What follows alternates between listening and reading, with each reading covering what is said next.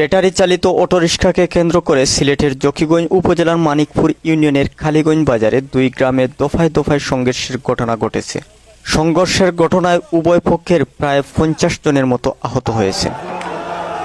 পরে জকিগঞ্জ থানা পুলিশ ও সেনাবাহিনীর সদস্যরা ঘটনাস্থলে এসে বিষয়টি নিয়ন্ত্রণ করতে সক্ষম হন।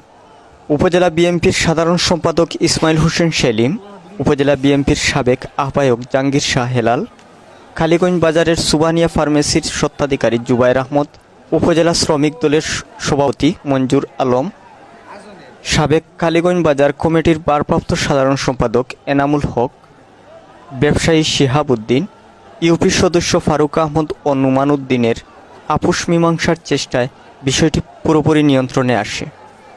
এ সময় স্থানীয় নেতৃবৃন্দ